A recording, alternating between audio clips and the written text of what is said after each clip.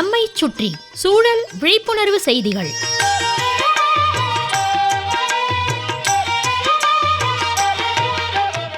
அன்புள்ள மோகன்குமார் அவர்களுக்கு உங்கள் மாணிக்கம் எழுதும் மடல்.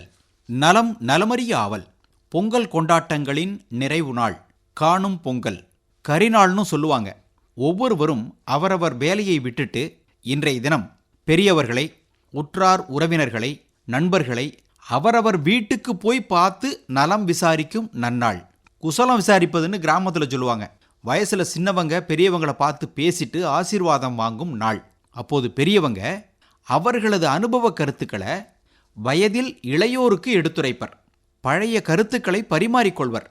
இந்த மாதிரி கருத்துக்களை கேட்பதற்காகவே இந்த காணும் பொங்கல் கொண்டாடப்படுது.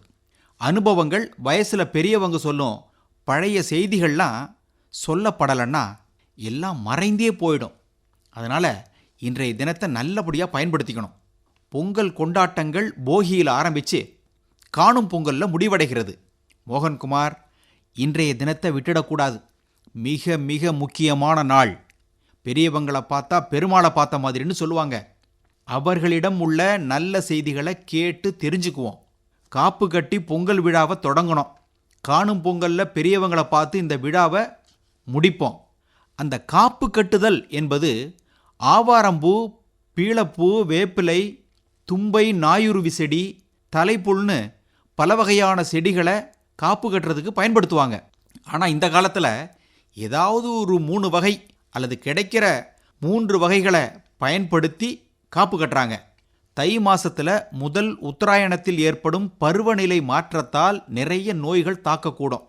மனிதனை மட்டுமா, கால்நடைகளையும் தாக்கக்கூடும்.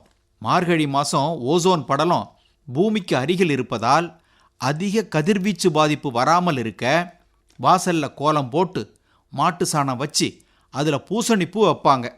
மார்கழி மாதம் வைகுண்டம் செல்ல வேண்டிய முன்னோர்களை இங்கேயே தங்கிவிடாமல் இருக்க அவர்கள் வாசனையை நீக்க அவர்கள் பயன்படுத்தி வந்த பொருட்களை தீயிட்டு கொளுத்துவார்கள்.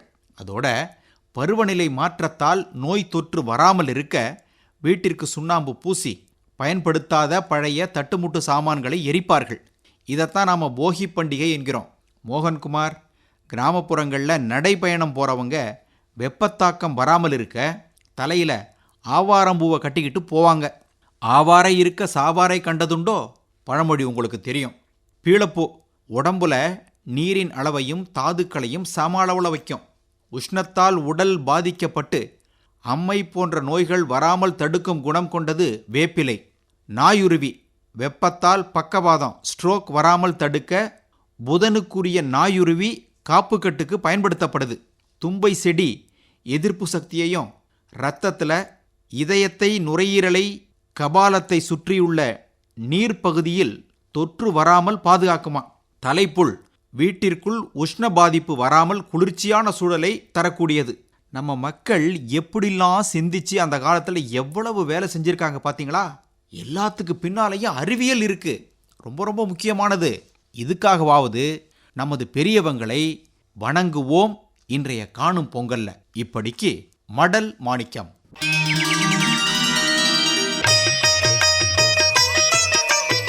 நம்மை சுற்றி சூழல் விழிப்புணர்வு செய்திகள் கேட்டீர்கள்.